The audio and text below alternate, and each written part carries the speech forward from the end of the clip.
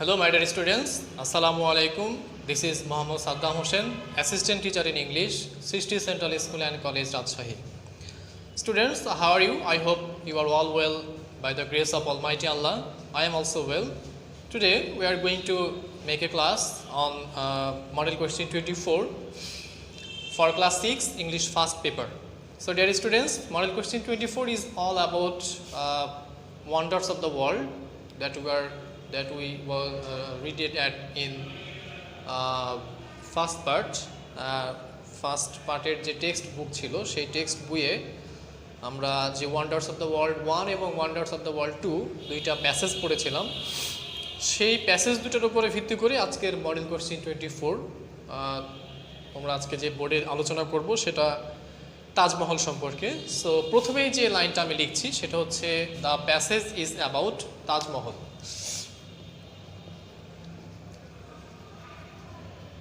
Passage is about Taj Mahal. এই লাইনটা লিখে ফেলার একমাত্র কারণ হচ্ছে যে আমরা through out the whole passage we will learn how Taj Mahal was built, who built it, when it was built and how it was built, what is the purpose to build this Taj Mahal, everything will be there. So এই বিষয়গুলো কিন্তু আমরা passage থেকে ইনফরমেশনগুলো নিতে পারি। So তাজমহলকে এই প্যাসেজের ওপরে দি তাজ আকারে বলা আছে এবং আমরা সবাই জানি যে it is located in Agra in India. এটা ইন্ডিয়ার একটি শহর আগ্রাতে অবস্থিত এবং এইটার পেছনে the history behind this Taj Mahal was very vast and enormous and it was the finest infrastructure in the world in that time.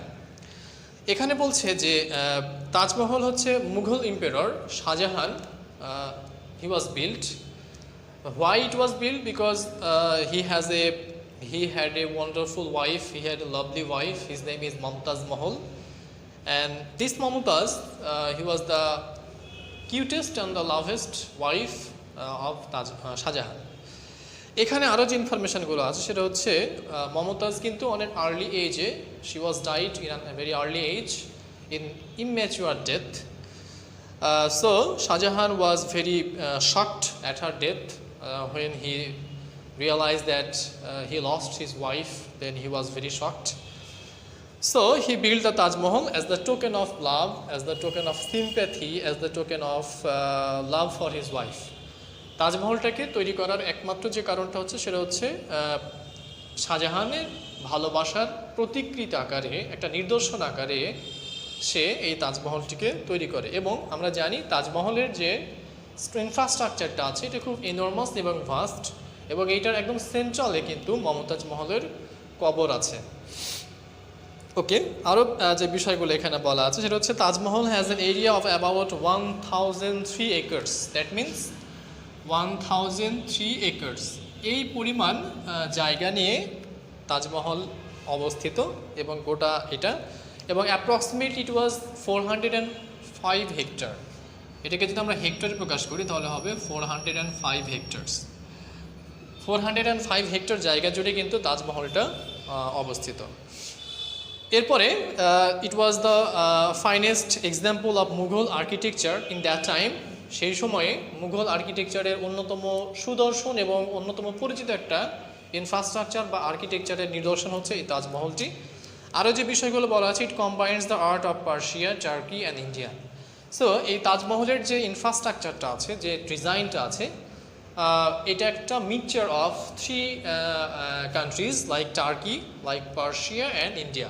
অর্থাৎ এই টার্কি মানে হচ্ছে তুরস্ক বা তুর্কি, পার্সিয়া মানে হচ্ছে পারস্য উপসাগরীয় এলাকা বা সিভিলাইজেশন, অ্যান্ড ইন্ডিয়ান মানে ইন্ডিয়ান সিভিলাইজেশন বা ইন্ডিয়ান সাবকন্টিনেন্টের যে হিস্ট্রিগুলো চলে।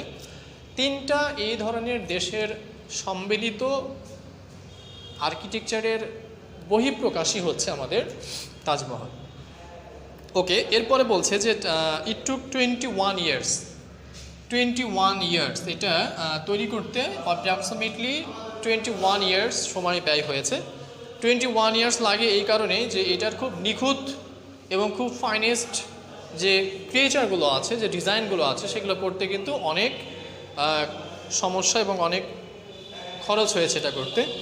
এরপরে বলছে যে thousands of artisan and craftsman of complete the Taj Mahal, এটা করতে হাজার হাজার, not only 1000, it says that it was thousands, that means অনেকগুলো হাজার, অনেক অনেক ইয়াদের দর্শনার্থী এখানে আছে, এখানে ক্রাফটসম্যান আছে, এখানে তাদের সম্মিলিত প্রচেষ্টা আছে, হাজার হাজার হচ্ছে যে আর্টিশিয়ানস এবং ক্রাফটসম্যান এখানে কাজ করে।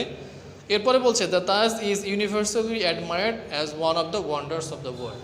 সো সেখান থেকে আজ পর্যন্ত তাজমহলকে কিন্তু one of the wonders of the world হিসাবে প্রকাশ করা হয়েছে এবং সকলের কাছে এটা পরিচিতি লাভ করেছে। So this all about the Taj Mahal, this all the informations that is given in the text book, and we have gathered some basic information, the hectares, how the areas, how it was built, who it was built, why it was built, everything was there. So this thing is given here.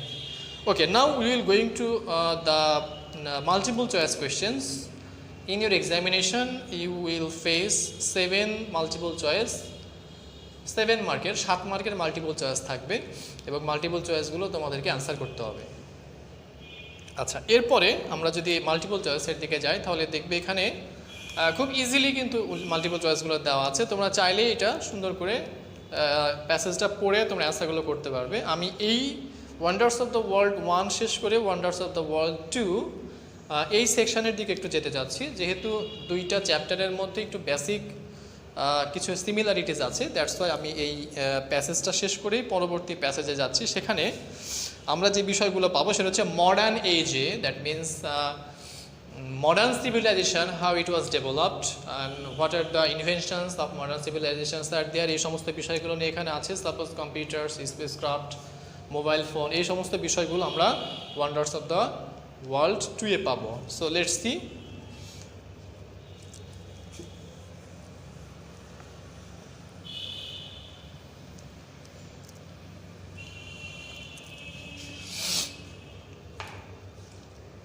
এখানে দেখো আমরা wonders of the world অর্থাৎ model question 24 এর second যে প্যাসেজটা আছে সেখানে যদি যাই তাহলে আমরা এখানে 3টা মডার্ন ইনভেনশন সম্পর্কে পাবো। One is computer, one is spacecraft and the third one is mobile phone. এই বিষয়গুলো নিয়ে আমরা সবাই অবগত আছি, সকলেই জানি, তবুও এইখানে যে ইনফরমেশনগুলো আছে সেগুলো আমাদেরকে জানতে হবে এবং এগুলো বলতে হবে এবং এখানকার ইনফরমেশনগুলো আমাদের স্মরণ রাখতে হবে। সো এখানে বেসিক যে বিষয়গুলো আছে সেটা হচ্ছে গল্পটাকে সুন্দর করে পড়তে হবে, পড়ে এখানে বেশ কিছু ওয়ার্ড মিনিং দেওয়া আছে, সেই ওয়ার্ড মিনিংগুলো আমাদের জানতে হবে with one synonym and one antonym. এই প্যাসেজটা থেকে যে প্রশ্ন আসে সেটা হচ্ছে মাল্টিপল চয়েস আসবে না, এখানে আসবে ব্রড প্রশ্ন এবং এই ব্রড প্রশ্নগুলো কিন্তু 2 মার্কের করে, দ্যাট মিনস 5টা থাকবে, এটা 10 মার্কের কোশ্চেন হতে পারে এবং খুব সিম্পল প্রশ্নগুলো এখানে আসবে। তোমরা প্রশ্নগুলো সুন্দর করে জানবে এবং সেখানে যে টেন্সের ব্যবহারটা আছে সেই টেন্সের ব্যবহারটা সুন্দর করে বুঝতে হবে, তোমাকে অ্যান্সার কিন্তু ওই একই টেন্সে দিতে হবে। সাপোজ আমি একটা প্রশ্ন এখানে লিখছি, যেমন এখানে একটা প্রশ্ন বলছে যে হোয়াট আর আনবিলিভেবল, একটা প্রশ্ন হচ্ছে what are unbelievable. Suppose A number এখানে বলল হোয়াট আর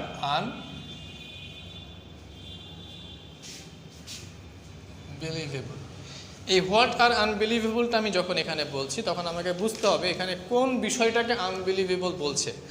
আনবিলিভেবল বলার জন্য আমাদেরকে প্যাসেজে সরাসরি যাব। আমি এখানে দেখতে পাচ্ছি যে the wonders of the present world are also unbelievable, এই জিনিসটাই হচ্ছে আমাদের এই প্রশ্নের অ্যান্সার।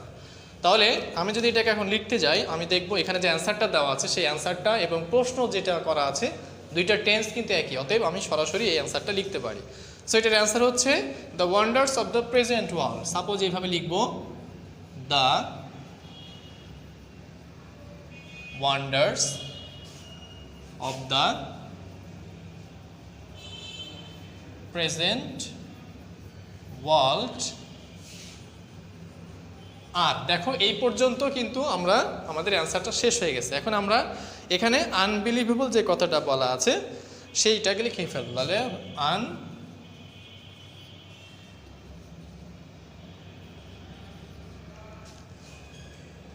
আনবিলিভেবল, এটা আমি এখানে লিখে ফেললাম।